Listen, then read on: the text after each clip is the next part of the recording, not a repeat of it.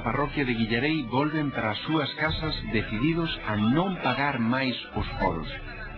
Os temores que tiñan quitáronlles os oradores que veñen de escoitar no Congreso Agrario de Tui, entre os que estaba o cura ourensán de Beiro, Basilio Álvarez. A idea coa que deixaron Tui está clara. Hai que acabar cos foros, e negarse a pagar as rendas é o camiño para chegar a esa meta. Ignacio está ameazado de embargo polo dono das terras, pero sabe que conta co apoio dos seus veciños e das organizacións agrarias para impedir que ese embargo, chegado o momento, se leve a cabo.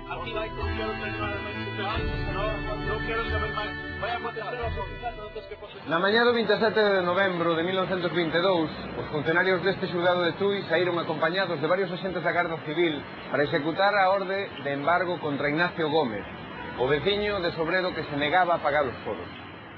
Cando os funcionarios do xulgado de Tui e a Garda Civil chegaron a Sobredo, estaban agardando por eles uns 2000 veciños armados con fouces e ixadas. Avisáranse tocando as campás das igrexas de varias parroquias á redonda. Por fortuna, temos grabado o recordo da persoa que aquel día tocou as campás desta igrexa de Guillarei sendo un neno. Estaba levantando un horrio, sabe, en a parroquia en Paramos, e viñeron os veciños por ali e dixeron que aquí en Sobredo que estaban desvalizando os foros, que estaban un tendero, unha tenda que lle estaban sacando todo. Empezou os veciños a alarmar eso, e que había que tocar as campanas, a fogo. E eu subí arriba e toquei as campanas, Paramos. Había unhas escaleiras por fora, e subí arriba e toquei as campanas. Ni se lle pediu permiso a cura, nin a nadie. E a xente empezou a acudir, e dixo a Sobredo, e a xente pois dito a cagao. Despois dali, vin a Guillarei, a parroquia, outra parroquia, que hai en Guillarei, cheguei aquí, pero cando cheguei aquí, xa empezaron a tirar a Guardia Civil, a disparar, e ao ver que había un morto ou dous, pois eu tireime por un campo abaixo, onde había un muro aquí alto, metime, escondíme debaixo, e as balas viñan por riba, pero a mí estaba salvo. E, pois claro, a terminar eso, eu xa non vin aquí a nada, porque dixen, vai a que volvan a dar outra descarga. E tratei de escapar para casa, xa. Foi así. O 29 de novembro de 1922 recibían sepultura aquí, onde estaba o cemiterio de Guillarei, os dous homes e a muller víctimas dos disparos da Garda Civil. Ela deixaba 6 fillos orfos, entre os que estaba a señora que escoitaron ao principio deste capítulo.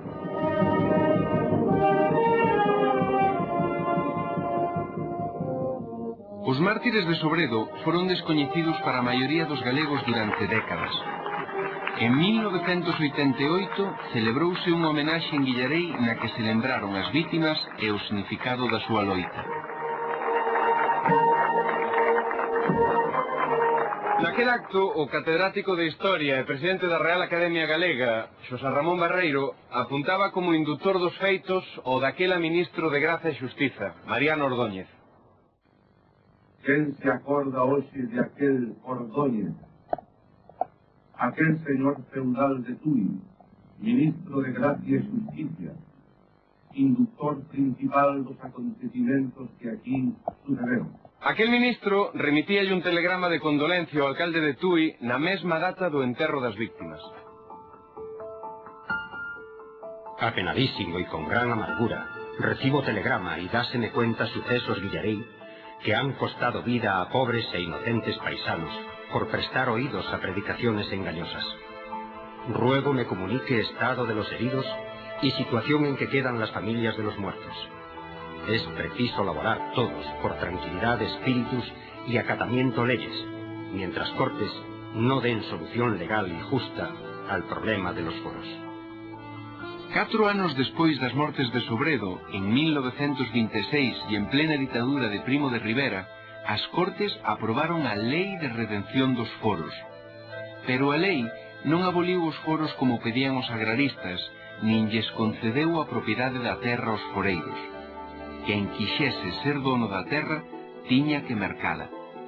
Se non podía facelo, quedáballe seguir traballando e pagando a renda. Pagar rendas para traballar a terra é algo que seguen facendo uns 800 caseiros históricos que aínda quedan en Galicia. O 7 de xuño de 2006, Xosé Lamas e Carme Barca tiveron que pagarlle 8.000 kilos de millo e 720 de fabas á Fundación San Castor, que ten no seu padroado o arzobispo de Santiago, o alcalde compostelán e o reitor da universidade.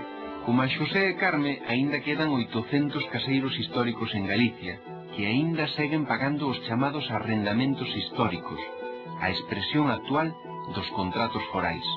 Pero, deixando estes casos excepcionais, para que lle serviu aos labregos mercar as terras que traballaron como foreiros durante séculos?